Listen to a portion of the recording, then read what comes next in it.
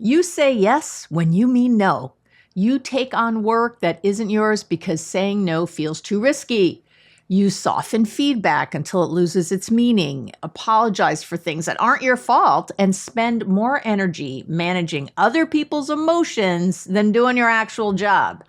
And the strangest part, you know you're doing it. You can see it happening in real time and you still can't stop.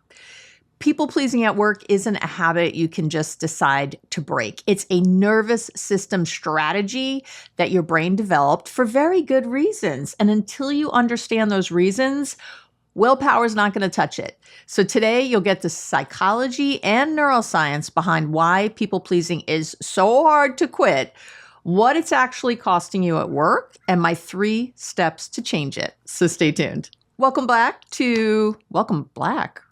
Yeah, welcome people of all colors. Welcome back also to Workplace Therapy with me, Dr. Abby Metcalf, who apparently can't speak this morning, but let's give it a go.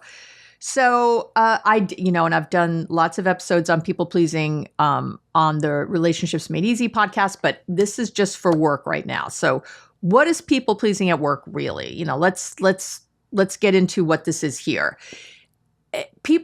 So I'm going to define it. So people pleasing at work, to me, is defined by a chronic pattern of prioritizing other people's comfort, other people's approval and needs over your own, even when doing so consistently undermines your performance, your well-being, and really your career. And it's not the same as being collaborative or considerate.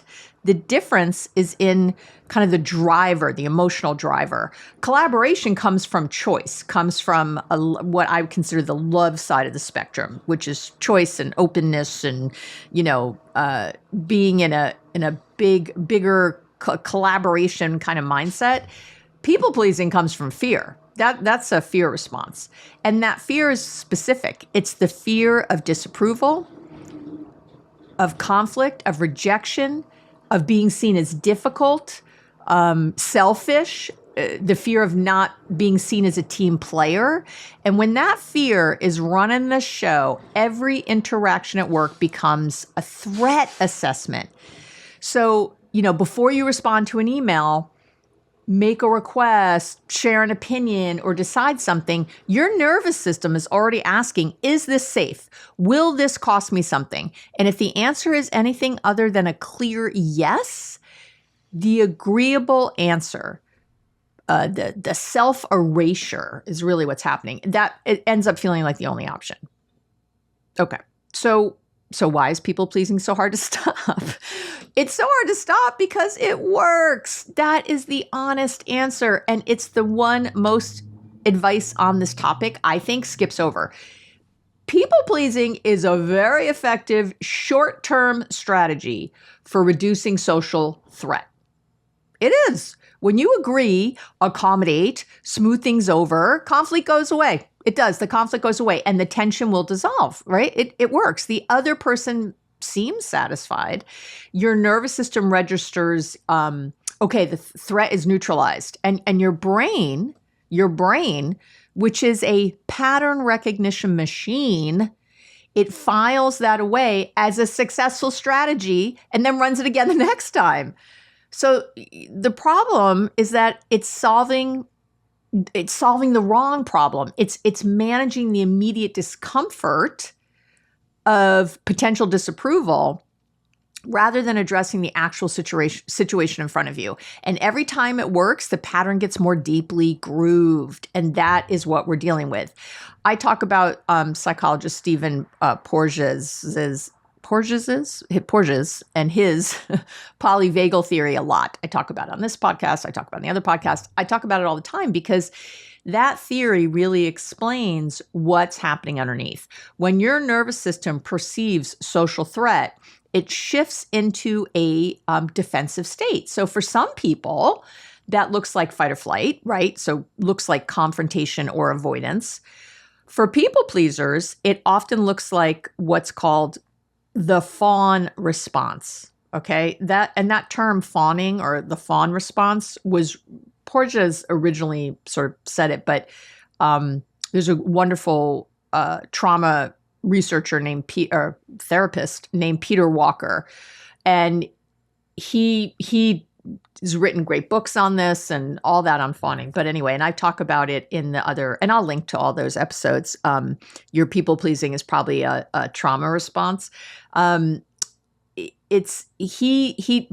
talked about it a lot. He talked about it as appeasement. You make yourself agreeable, helpful, non-threatening as a way of neutralizing the perceived danger. It's a survival strategy. It's not a character flaw, and it's often one that you learned very early. We're back to your family, and you learned it in environments where it generally was the safest option. And I'm not saying it's because otherwise you'd get beaten or something. But when you're a kid and your parent ignores you or gives you the cold shoulder or is just angry at you, when you're little, your whole world, that is your world. So it's very unsafe. And you immediately learn, I don't want to do that anymore. So where does people pleasing at work come from, right? And this matters because people pleasing, it doesn't start at work. Work is just where you're currently performing this strategy you learned somewhere else, okay? So again, the research on fawning and approval-seeking behavior, it always points back to your early attachment experiences. If you grew up in an environment where love, safety, or approval, where it felt conditional, where you had to be good, easy, helpful, or really invisible to keep the peace, your nervous system learned that your needs are less important than other people's emotional states. I'm going to say that again. Your nervous system learned that your needs are less important than other people's needs, than other people's emotions. That's what it learned. That lesson gets encoded at a neurological level. It gets wired in, which is why knowing intellectually that you should just say no doesn't change that gut level fear that fires when you try to say no, right? You know that feeling in your body. You know what to do, you don't do what you know, right? And that's because of this wiring. It's also why people pleasing tends to be more pronounced in certain workplace dynamics, right? I see it all the time, with authority figures, bosses, senior colleagues, clients who, they have more the power, the authority. In those situations, that dynamic probably will mirror your early relationship with your parents or with the caregivers that you had. And the stakes here feel like existential in a way that's completely disproportionate to what's actually happening, right? The stakes feel so high, even though it's something probably very little happening. But it's because on some level, your nervous system isn't responding to your boss. It's responding to something really old, again, when you were probably a little kid. All right. So I get asked this, well, what's it really costing me at work? What's the big deal? And it's costing you more than you probably realize, and in ways that I think aren't always obvious. The most immediate cost is capacity, right? Every yes you give that should have been a no is a commitment you now have to fulfill, often at the expense of work that actually matters to your role. There's been a ton of research on this. And by the way, whenever I say research for any of my new folks, or whenever I have a great free download for today or talk about past episodes, anything that involves a link, you can find that below the video if you're watching on YouTube, or you can go over to my website, abbymedcalf.com, and find the episode. Everything is there. And I write a full blog for every episode in case you want to go back later and look at notes and you don't want to listen to the whole episode again. So the research on workplace boundaries and performance, it shows that people who consistently overcommit report significantly higher levels of burnout. They report lower job satisfaction and reduced quality of their output over time. That's what we find. So you're not being more helpful. You're being less effective is really it. Now, and the second the second thing it's costing you is credibility. When you say yes to everything, your yes loses meaning. Colleagues, managers, they stop taking your like your opinions seriously because they've learned that your positions are kind of negotiable, right? So, and again, there's research on this. There's research on workplace influence, and it shows that people who express clear, consistent views, including disagreement, are rated as more trustworthy and competent than those who default to agreement. How do you like that? I know. So it's counterintuitive, but people pleasing makes you less respected, not more. Again, this isn't just Mama Abby saying this. This is from the research. And the third cost is it's one that's sort of silently compounding over time, which is resentment. You can only override your own needs for so long before the gap between what you're giving and what you're getting, it becomes impossible to ignore. And that resentment doesn't always surface as conflict, of course. It shows up as disengagement, cynicism, burnout, the sort of a quiet erosion of any genuine investment in your work, right? And it's a problem. So here are my 3 steps to change a people-pleasing pattern. And again, it's a pattern, so we want to change the pattern, right? Okay. And again, not by forcing yourself to say no. That's the advice most people get, and it's why most people fail. If you try to override a nervous system response with willpower before you've addressed what's driving it, you'll either freeze, back down, or say no, and then spend 3 days managing the guilt and the anxiety, right, that you feel. The behavior changes, but the underlying system doesn't, and that doesn't work long term. Your willpower is an exhaustible resource, so it's not going to keep going. So here's where to actually start, okay? 3 steps. Step 1 is awareness. It's the first step is awareness before action. So for 1 week, you're just going to try this for 1 week. For 1 week, don't try to change anything. I just want you to notice. I just want you to notice. Notice every time you agree to something, and then ask yourself, did I actually want to do that, or did I do it to avoid something? You know what I mean? Did I do it right? What was that from? No, and try to notice any physical sensation, because there is some that precedes the automatic yes, like a tightening in your chest, or your jaw clenching, your stomach dropping, the sudden urge to smooth things over. It's an almost like reflexive need for accommodation, like you're always reaching for that. You're not trying to stop the pattern yet. You're learning to see it in real time. And that's the prerequisite for changing it. So that's it. We're just on awareness. And if you haven't gotten the mindfulness starter kit yet, I don't know what you're waiting for. It's free. That's not even my fabulous free download for today, but I have that. Again, I'll link to it. You got it. You have to notice what you're doing in the moments. You can't keep going back and face palming later going, oh, I can't believe I did that, right? But right now we're trying not to judge it. Try. And we're just noticing. Step 2 is to build that pause button. Okay. So that's the second step.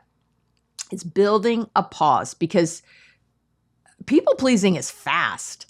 That yes comes out before you've had a chance to think, right? And the antidote is creating a reliable gap between the stimulus, whatever the person asked or whatever's coming at you, and your response, right? I use a simple phrase, something simple like, let me check my capacity and get back to you. Let me check my schedule. I'll get back to you. If that's your automatic response to everything.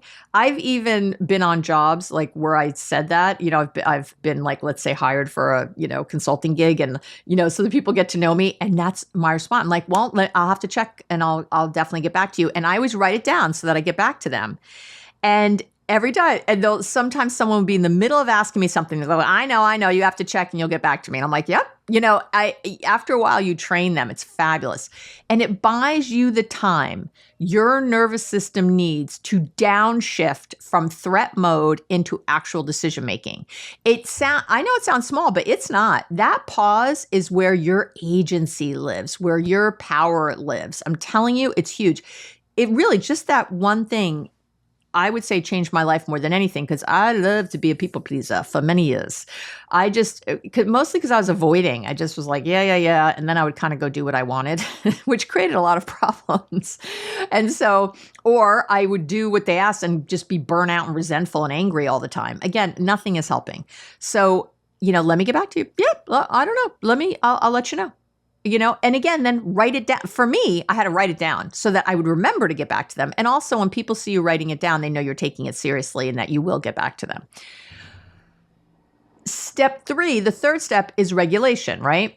So because people pleasing is a nervous system response, the most effective tools are nervous system tools.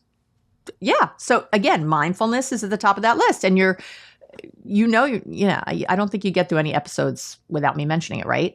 But a consistent practice literally changes how quickly your amygdala fires and how fast you recover from perceived social threat. That is in the research. I did a 2-part arc on self-regulation on the Relationships Made Easy podcast. So I will, if self-regulation, if this piece is big for you, I will link to that. Again, lots of free tips in there.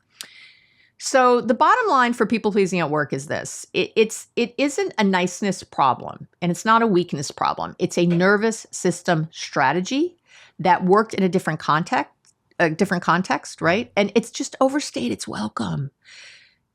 The cost at your work is very real. Overcommitment, reduced credibility, and resentment, and a slow burn of just disengaging from your job or life or whatever. But you can't logic your way out of it, and you can't willpower your way out of it. You have to work at the level where it lives, which is the nervous system.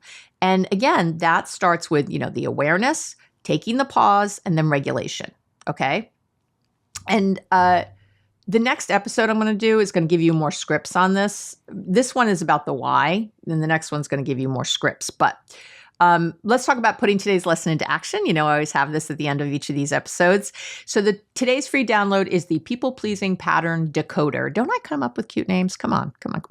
It's like a 1-page guide. They're always quick to identifying exactly where and why your people pleasing shows up at work. That's all it is. So download it for free, again, below the video or my website. And I'm always transparent. Anytime you download anything from me, you end up on my Love Bites list, which is literally a love letter that I'm going to send you twice a month, the second and fourth Wednesday of the month. And I have many thousands of people on this list. They love this letter. It's just meant to inspire you for the week. I'm not selling anything. I'm just like I give you a little story or a little piece of research or something. If you like the podcast, you'll love the love letter. So you'll be on that list. You automatically get put on there. If you don't like it, you can unsubscribe and you can keep whatever you got. So there you go. All right. Have an amazing week, and I'm going to talk to you real soon.